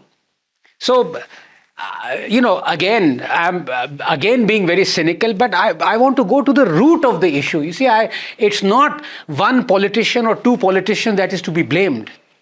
It is the conviction of an umbrella under which those politicians work. So unless the RSS picks it up, unless the RSS realizes what is its preamble, If you read have you read the RSS's preamble? I can't remember it, but it is specifically to work for Hindu interests. Now you tell me, any of these issues, are they not for Hindu interests? What is the RSS stand on Places of Worship Act, for example? The RSS, Dr. Mohan Bhagwat says, let us stop looking for Shivlings under thing. I mention it here. I was angry. I opposed him then. I said, even if Shivlings are found in 100,000 mosques, dig each one of them up. It is that is what civilizations are for. You're not for forgetting. I'm sorry. This is not a fight for 3 temples. Bhaiya, please. This is not a fight for temples. This is a fight for civilization. We will not be forgiven if we don't fight. Yes. Yeah. Now, Places of Worship Act and Waqf Act. When I was reading the 2 chapters and in my own research and reporting of these 2 issues as well, it is absolutely staggering to me that one law says that you can't approach the court of your country if you want to reclaim the places of your worship, which have been decimated, desecrated by invaders. You can't approach the court. Second, a random mullah can come up and say that this land belongs to Allah. And you have to roll over and accept it. And again, you cannot approach the court of your country. You cannot approach the judiciary because they are now you can. Judicial. Now you can. Earlier you couldn't. You couldn't. There was a tribunal would act. You're right. Mullahs. But now you can. But again, those cases itna paisa kharch karoge, who can approach the courts, And those cases are barely agitated. I suspect what's going to happen is the court is going to push it to the legislature. And the legislature is going to push it back to the court. Because nobody wants to take this battle up. But the core of it is that there are Hindus who are disallowed from approaching the court of their country, the judiciary, for grievance redressal. Now, earlier I was angry at this, and I am sure you are angry at this. And when Nupur gets angry, ज्वालामुखी तीसरी आँख खुल जाती है. But I am not angry anymore, किसी illogic पे angry हो सकता है आदमी कि death of logic, death of rationale, injustice.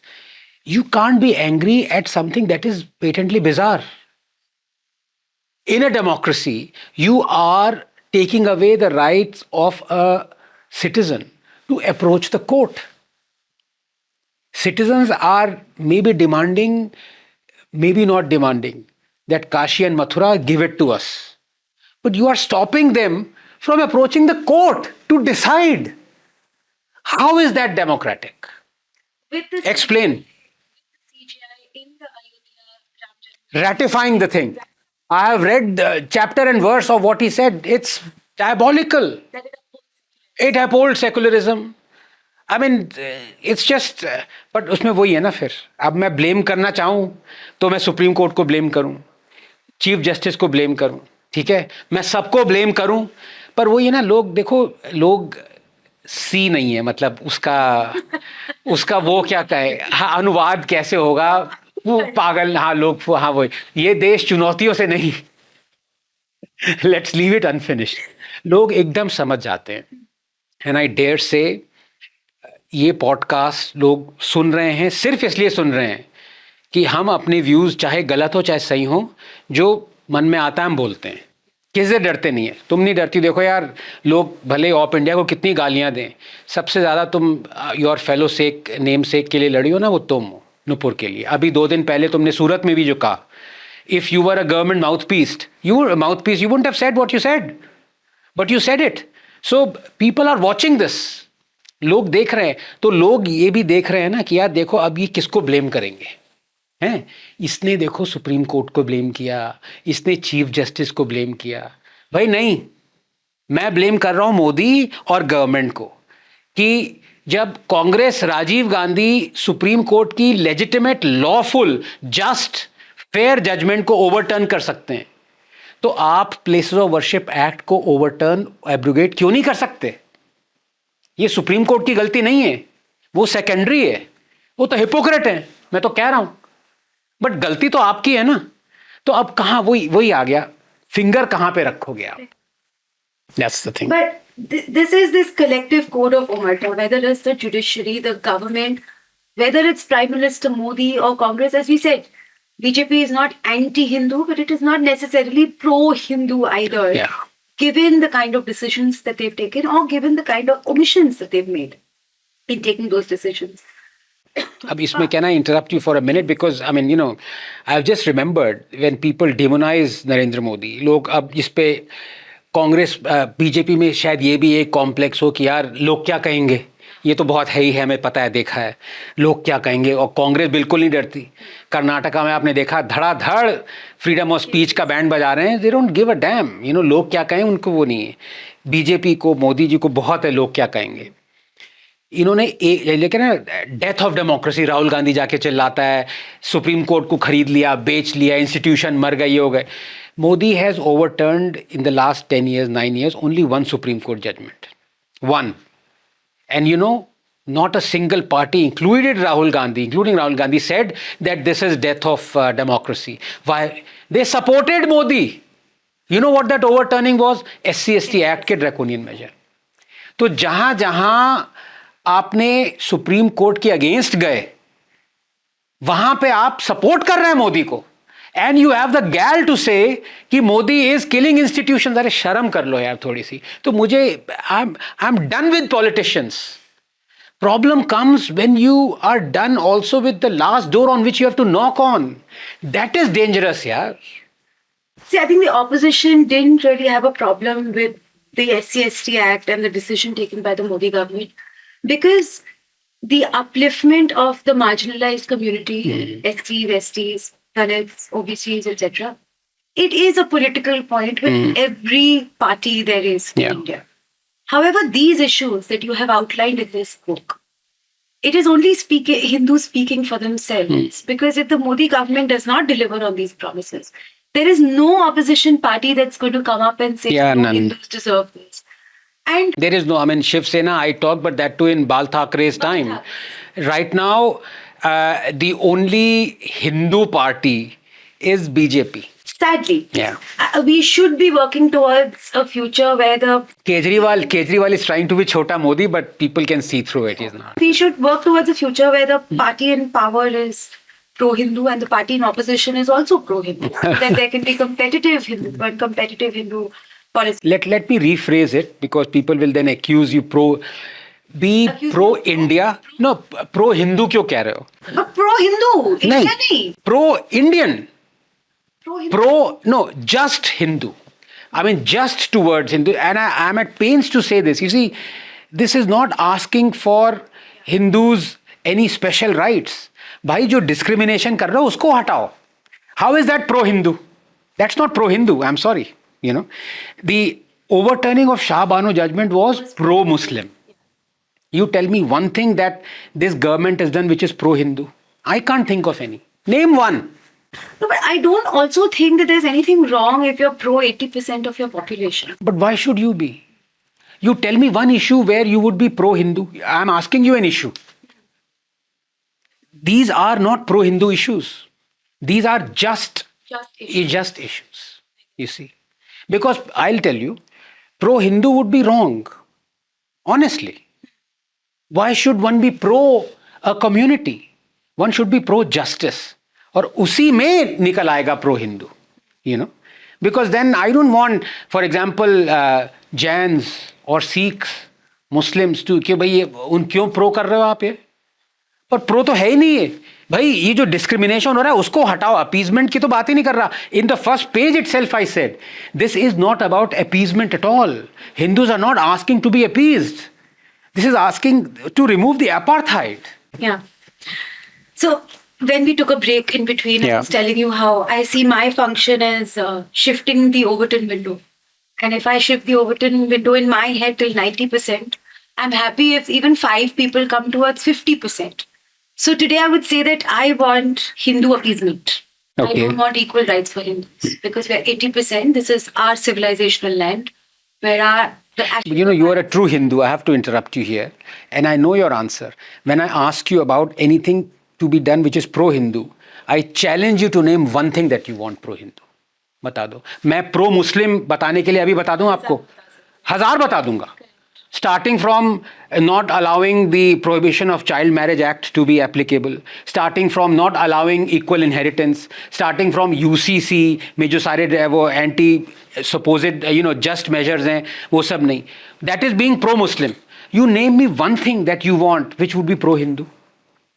And you are a Hindu. I am a Hindu. Civilizationally. एक चीज बता दो मुझे. Challenge है. Okay.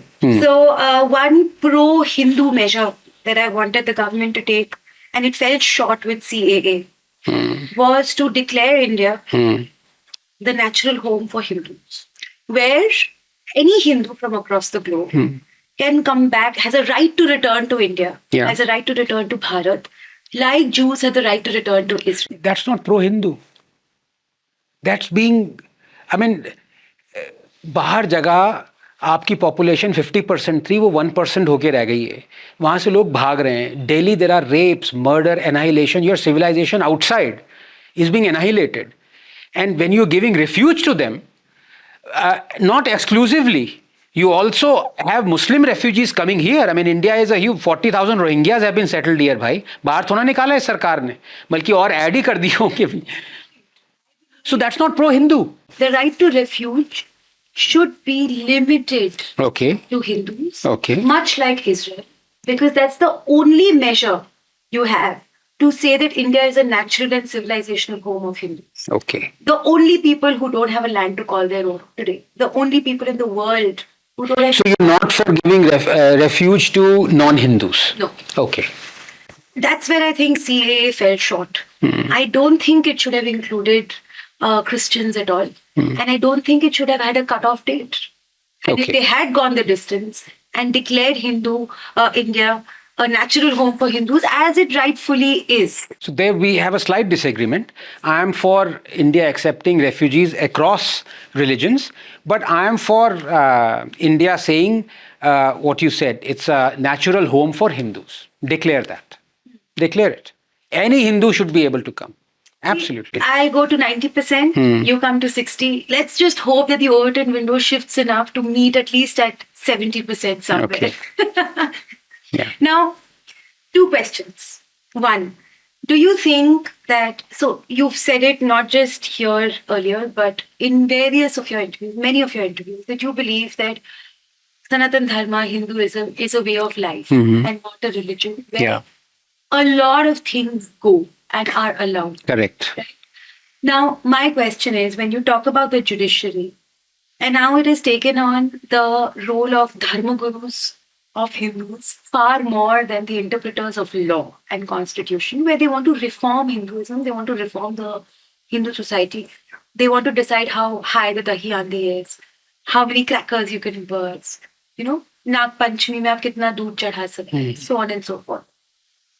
My question to you is that do you think because we have started believing that Hinduism is a way of life where everything goes, there are institutions that believe chipping away any part of that everything goes way of life is not against a Hindu's religious rights per se, because we're saying it's not a religion at all.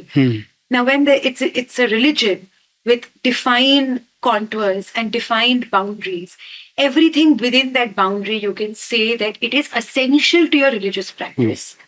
Because we don't have a Quran, we don't have a Bible.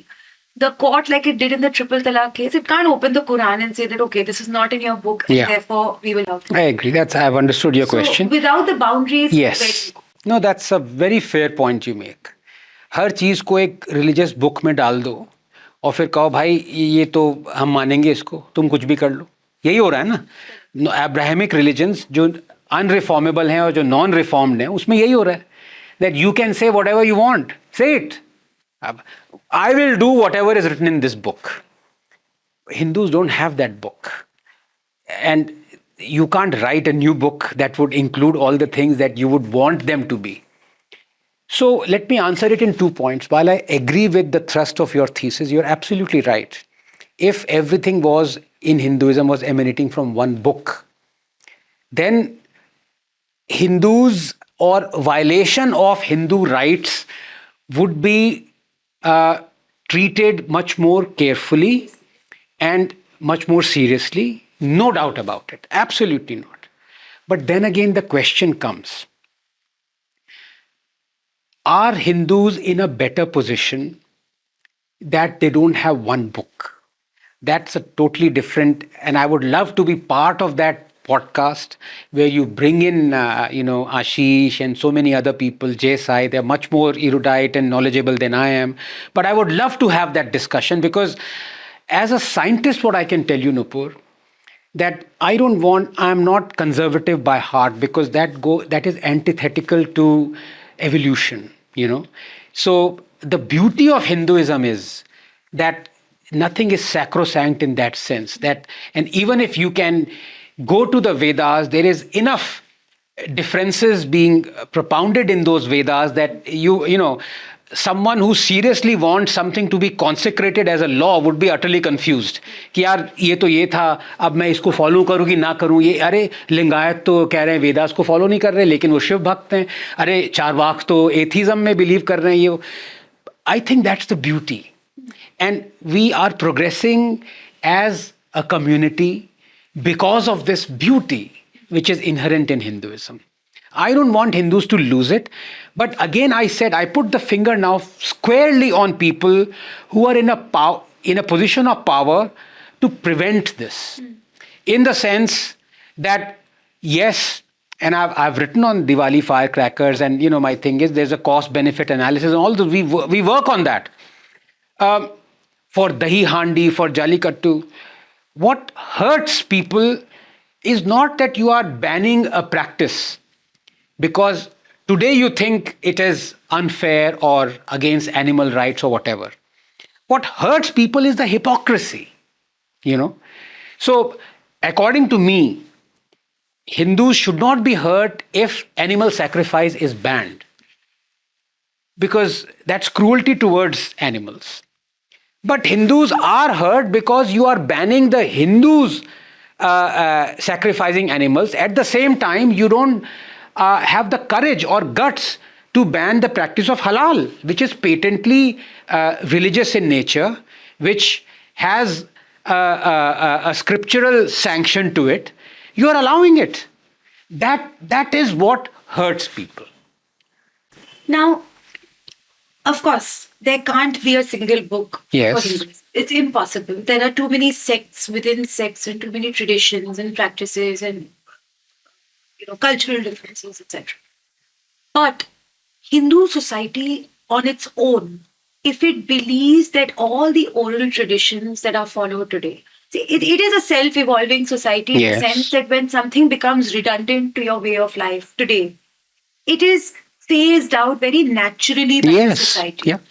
So there are oral traditions which do form a part of religion and not just your way of life. For example, animal sacrifice is an essential religious practice for Shakta traditions, for Shakta sampradayas. Sabrimala, that one temple and the culture, the tradition of it, oral tradition of it, is important for the adherence of that sampradaya. So my question is not whether we can codify Hinduism, which is impossible. My question is whether if the Hindu society itself gets out of this mentality that Hinduism is a way of life and therefore everything goes. You can choose, you can throw out anything, you can ban anything, it doesn't matter. We evolve. When you stand for nothing, everything is likely to be chipped away by those who want to change the very essence of what you are. Yes. Therefore, do you think the Hindu society now should get out of the mindset that Hinduism is merely a way of life where everything goes and start thinking of it as a religion where oral traditions, the culture, practices which have lasted thousands of years also form a part of religion and not just a way of life? That's a beautiful question. It's a very difficult question. But right when you were in the middle of asking that question, I got, how shall I answer it? It's a difficult question. So just to start by saying, when you quoted that, when you stand for nothing, no. I think people who disagree with this like I do stand for science, you can say that, right? Now, I do agree with the point you make about essential religious practice. Should we discard a lot of essential religious practices just because you want to be on the path of reform. For that, I have written about it. It's not an easy question to answer. Essential religious practices can include things that may harm others, not just humans, but animals, other things. At the same time, sometimes they need not be reformed. Sometimes they are reformed through the course of time. For example, let me take the example of Karwa Chauth. Maybe 500 years ago, I don't know when it originated. I don't even know whether it's an essential religious practice for a start. But let us assume it was so. Karwa Chauth, 500 years ago, has it started? Yeah, it's a kirtan which is started. Okay. But how fitting. We are talking about... essential religious practices, yes. I need a chimta. No. So I think, although I am not an expert in this, it was limited to the fasting and the praying was limited to the women folk, right? Now, if you look at it, certainly when I also partook in Karwa Chauth 15, 20 years ago, I also undertook a fast, right? Many husbands do now. I know a lot of husbands who do this, undertake a fast, and then, you go to celebrate that. How did that come about? Because along the way, maybe husbands or elders realized that we're being a little bit unfair to the women folk. See, I think that came along because the wives could not stop doing kit-kit on the husbands. I don't think it was a societal change. But I'm just saying, you see, many of these customs, they are, you can say, harmless. Somebody keeping a fast for something is not hurting a third person, right? But even that is being reformed. And that is reformed because nothing is consecrated. So many of the reforms, even if they come in essential religious practices, may either continue to be so or be tinkered with. But many important essential religious practices that are hurtful to animals or to humans, if they are through the increasing knowledge that science endows upon us or other things, progressive. I hate that leftist idiots have appropriated these words, liberal and progressive. Hindus are the ones who are progressive and liberal, okay? So I'm going to use it for Hindus. If science ordains and to go towards progressive if those essential religious practices need to be stopped, so be it. So I'm not standing for nothing. Yeah. No, but when you talk about Karwa Chauth, for example, and how it's evolving. Yes. It is the society which is self-evolving. Yes. Yes. Jokes aside, whether it was women's kit or not. Yeah. I believe in Karwa Chauth. I keep Karwa Chauth every year. Right. I keep Nirjal fasting every year where I don't even have water. And that is my faith. And whether it finds mention in any of the Shastras and any of the Vedas or not, it is an essential religious practice for me. Now, regardless of what science says, when you talk about evolution, it's the society accepting certain practices or discarding certain practices according to whatever the current societal norm and structure is. For example, if it's animal sacrifice, how many Hindus do you see now, or even belonging to the Shakta tradition, who take animals and sacrifice them? Not too many. It is limited to a very small section of people who are extremely ritualistic in that sampradaya. So society evolves itself as far as Hinduism is concerned. Are you a non-vegetarian? No.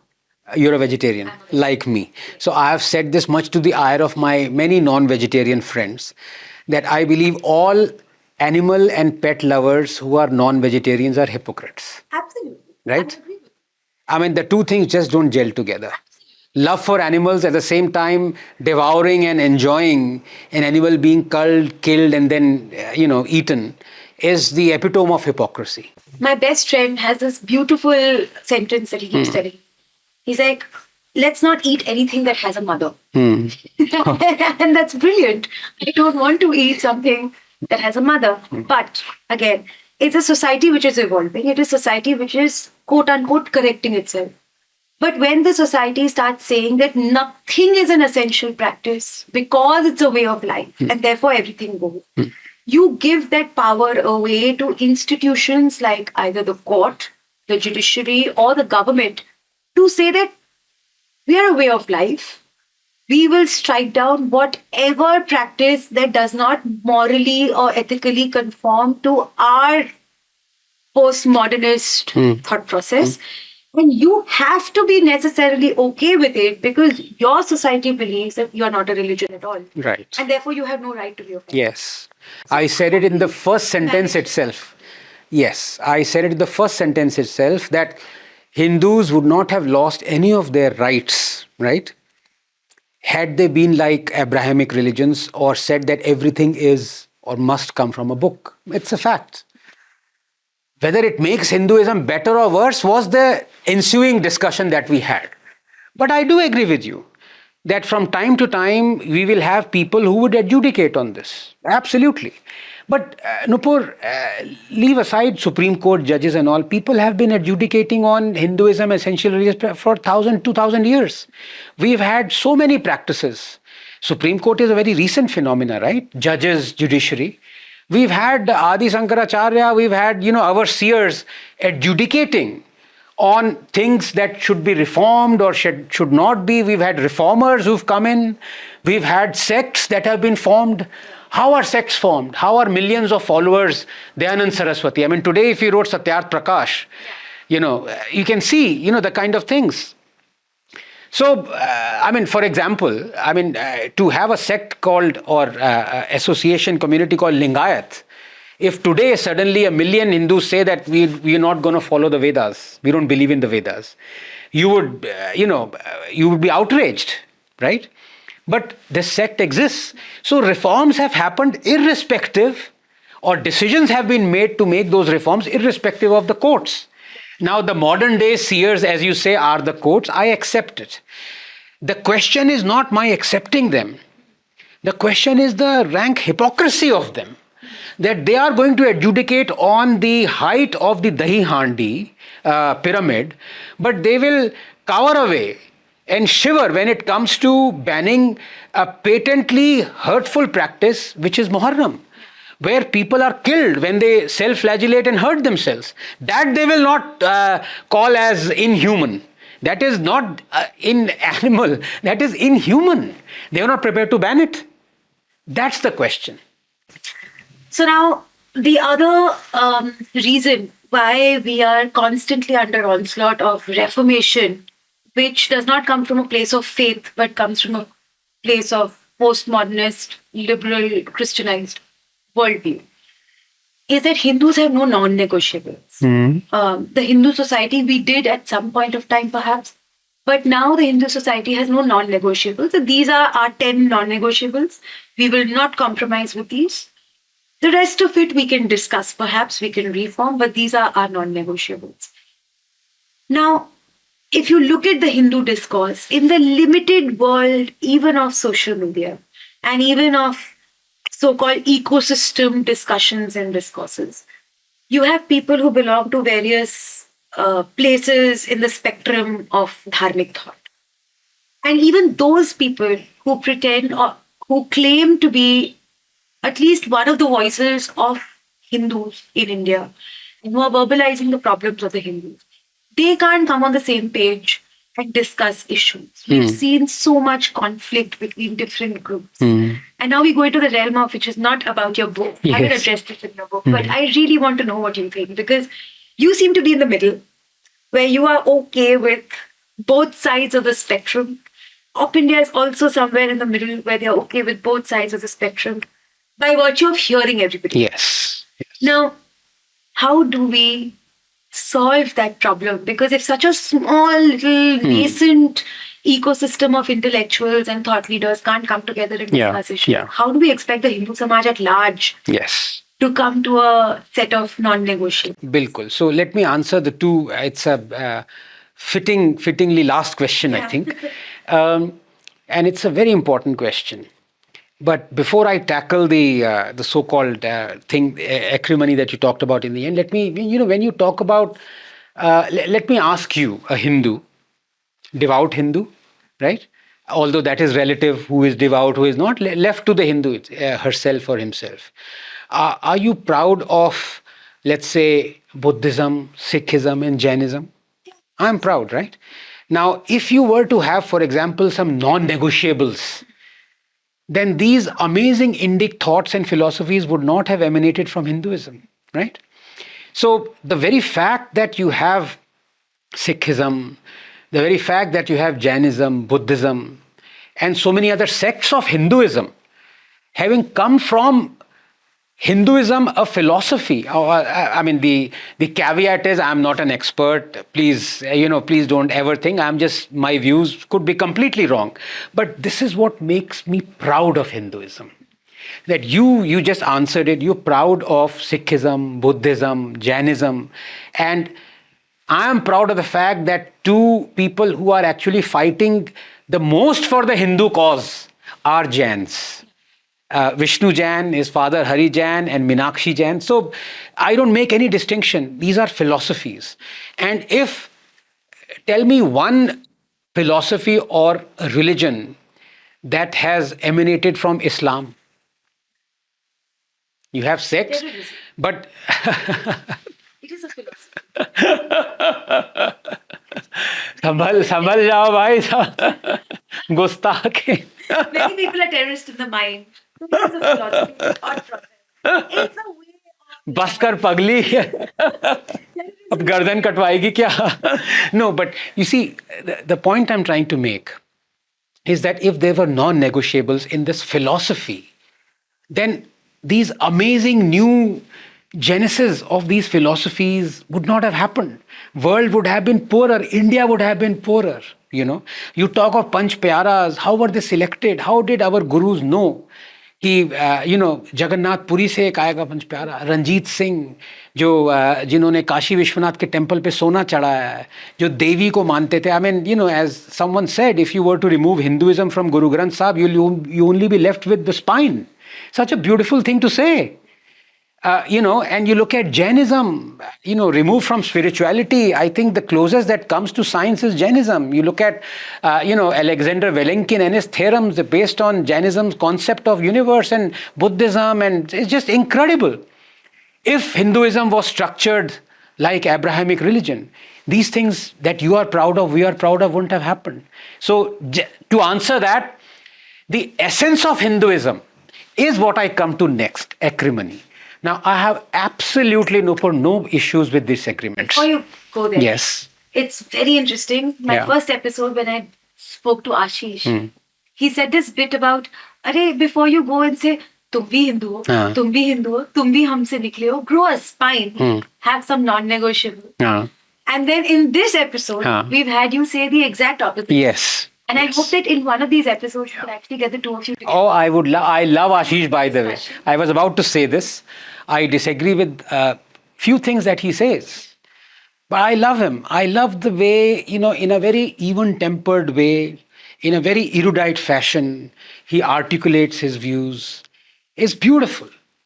Absolutely. And I'm not just saying this because Ashish is a friend and, absolutely.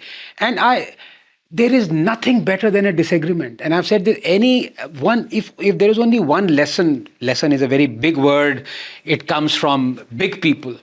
But if there is one thing I would like people to take from how I conduct myself, it is that I have already thought of the devil's advocate arguments of my points that I'm going to put across. Actually, there's nobody better than Ashish to start the discussion on acrimony. Right. Because he is somebody who has people who absolutely love him and people who absolutely detest him for what he says. Now, you see, detesting is not what I like, right? You totally disagree with Ashish. I disagree with a lot of things that he says. But I absolutely adore the way he makes his points of views, and he makes us richer by having a view which is opposite. And then you try and convince yourself, you try and rebut it. That is your strength. If you are detesting him, that means you're weak. Strength तो उसमें है कि आप उसको रिबट करो यार. Strength इसमें थोड़ी ना है कि उसको गाली गलौज दो और उसको डीप प्लेटफॉर्म कर दो और उसको गाली दो और कहो कि मैं तुझे कैंसिल कर दिया, तू यहाँ नहीं आएगा, तू ये कास्ट से ये नहीं. हिम्मत है तो उसको रिबट करो. And this is what Hinduism is. You talk about, Adi Sankaracharya, you talk about these people. What are we talking? यहाँ ये छत्रपति शिवाजी को देखिए, आपकी जो बस यहाँ लगी है. यार हम कौन है इनके सामने? कौन है हम? ये चीजें लोगों को समझ में आनी चाहिए कि हिंदुइज्म एक फिलॉसफी है जिससे धर्म निकले, मतलब बाय धर्म I mean not the duty वाला धर्म, बट रिलीजन्स निकले.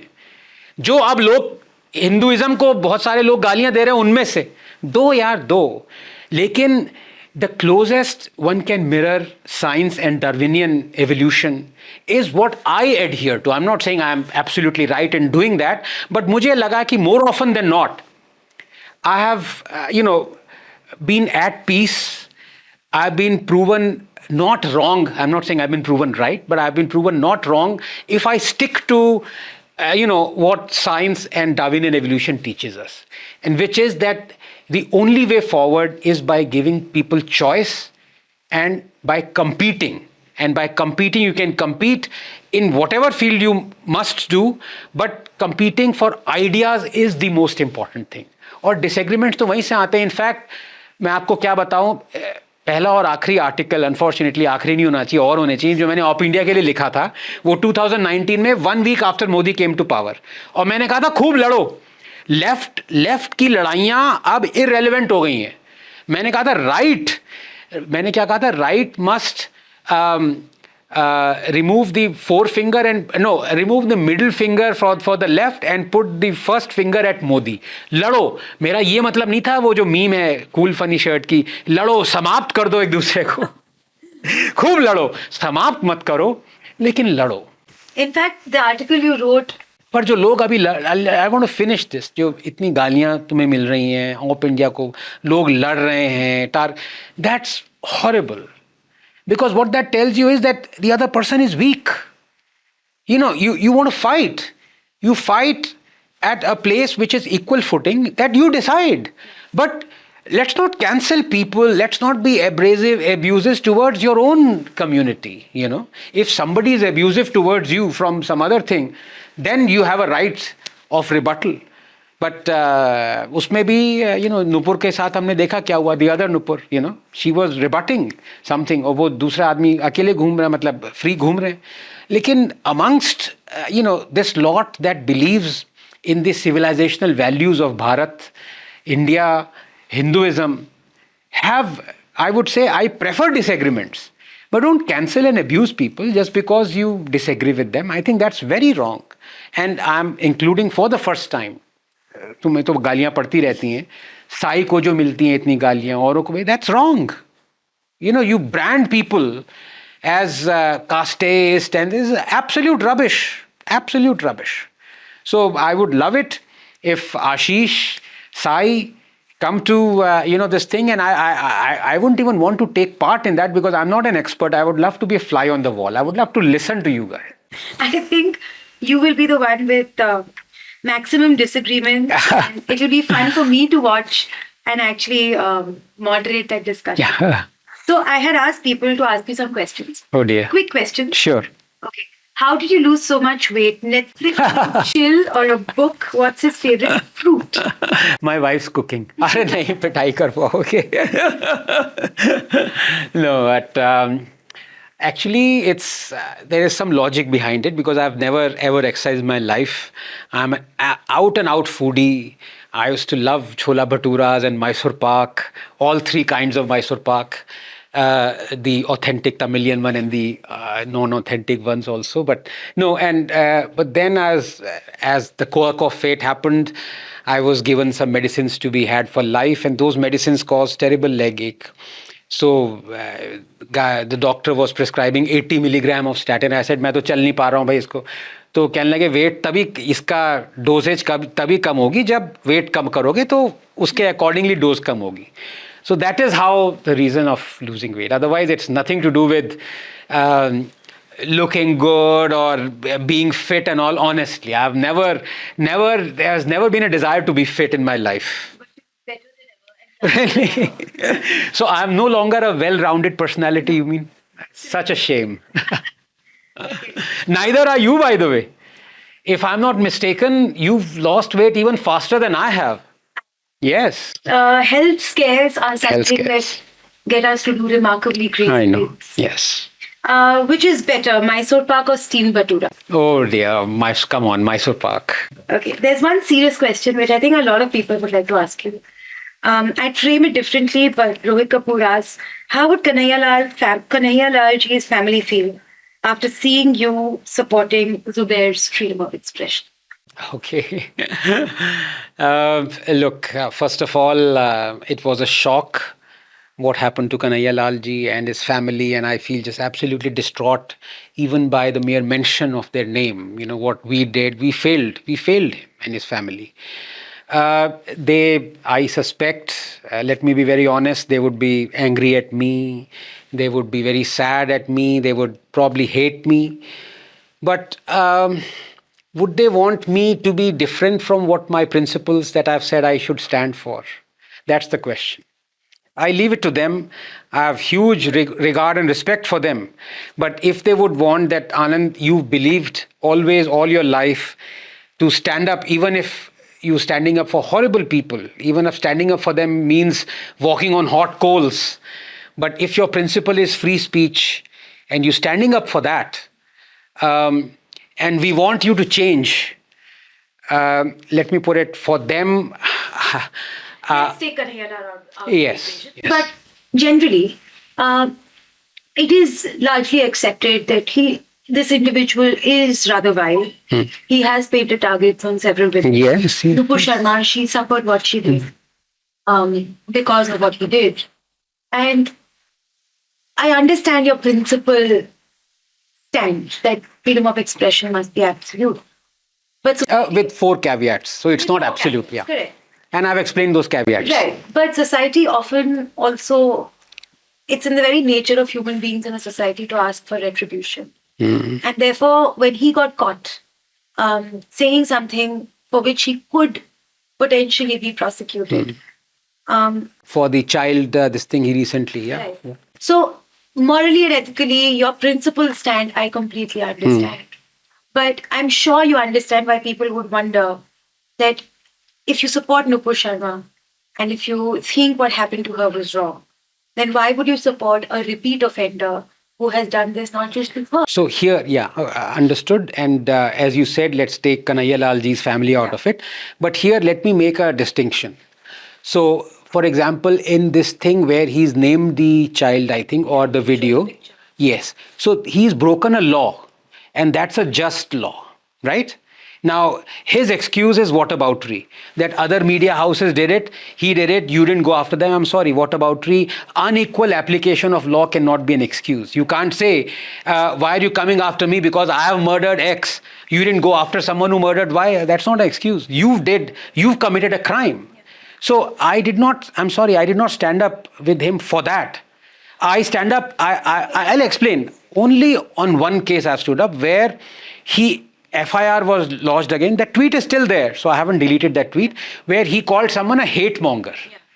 Now, I believe that he has the right to call people hate mongers because I have called people hate mongers. Calling someone hate monger or corrupt is a relative thing. How can, so that I have stood with him on that, not on anything else. So the next question. So I was saying, please request him to make available the book in all South Indian languages. So that is a request that you must. So it's coming. So Hindi and Marathi translations are coming, I think, next month. Maybe a little bit delayed after that.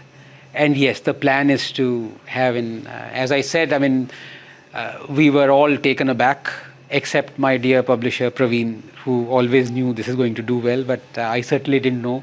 I'm very thankful to the readers that have done this. Everybody knew it's going to do well. Really? Except you. Not Maybe. just the publisher. If he gets an opportunity, will you join politics? Okay. See, I don't know. Okay, so I have to be very natural because if I say anything else, people will find out इसने पहले क्या कहा था. So अगर मैंने पहले कहा था, I will never join politics. But I think even then I qualified it by saying I'll be sacked within a day. So let me put it this way: if at all I join politics, I will join it on my terms, which would make it it's a catch-22 situation, which will make me get sacked within a day. So there's really no point. There's no point. So you might get into it, but you'll come back to us pretty soon. But get into do, I mean, what? I'm very happy what I do. And I'm in the stage of my life where every day I've explained is a blessing, truly a blessing. There's absolutely nothing that I want. I'm totally at peace. Every day is luck for me. Every day. And because I cheated death.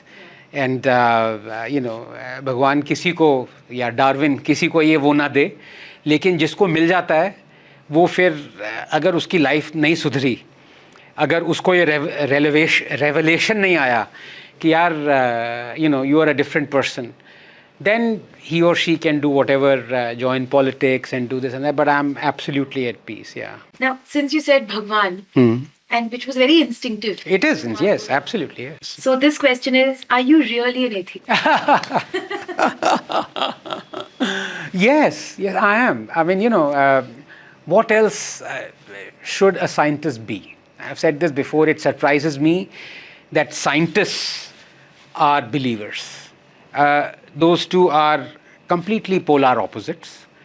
Hinduism is a way of life. Hinduism has, I told you about Charvaks, and has an avenue of atheism itself.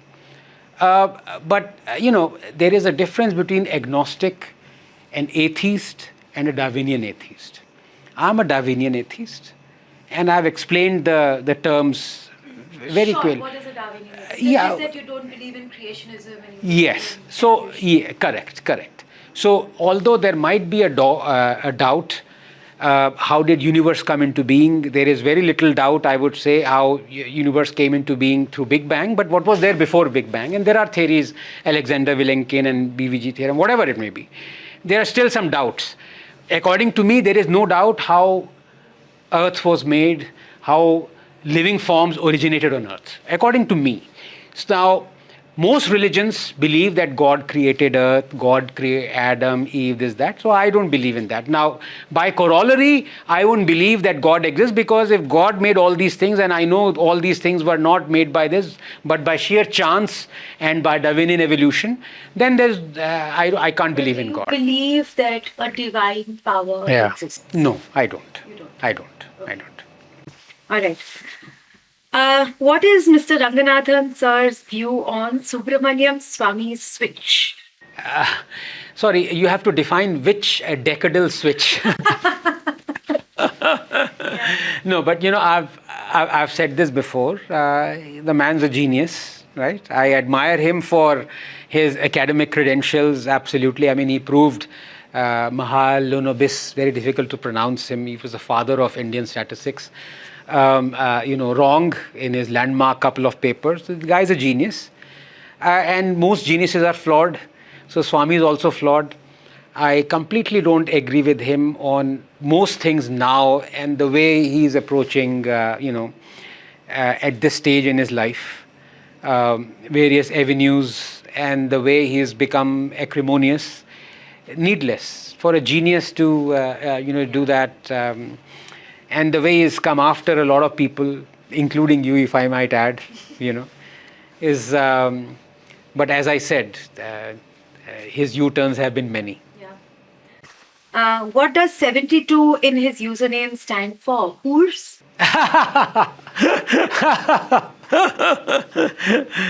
Let that be an open secret.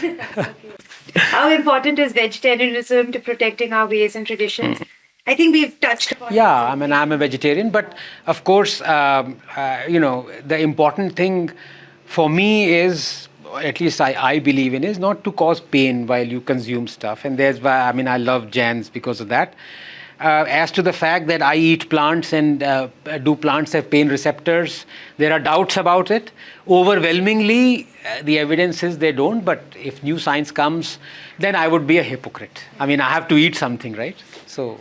Is it not the time to break the myths around Mohandas Gandhi and stop calling him Mahatma? Until then, Hindus will never get dignity and respect in this. Kitni baar break karu myth yaar? Please read what I have written about this quote unquote. I can't even say things about Mahatma Gandhi what I want to say because Supreme Court has said you cannot insult Mahatma Gandhi. but I use Mahatma as a pejorative more than anything else. In the words of Dr. Ambedkar, this man was a charlatan. He was God knows all those things. So, मतलब बोल अम्बेडकर जी के, शब्द अम्बेडकर जी के हैं, बोल हमारे हैं. I don't know how it goes. Yeah. Okay. The last question, which I think is fitting to end this discussion, is: do you think Hindu unity can ever be achieved? So I've said this before. Hindus can never form a football team because we're never united. Should we be united? That's the question. On what? That is again the subset of the question. So we Hindus should be united on the fact that it's a beautiful concept, it's an amazing philosophy. We should be so proud of 8,000-year-old culture and civilization that these thoughts came to this piece of land. People worship land. I worship the land is because of the people that was inhabited by, So it's just phenomenal. If there is anything that I worship, it is that these thoughts and philosophies have emanated from here.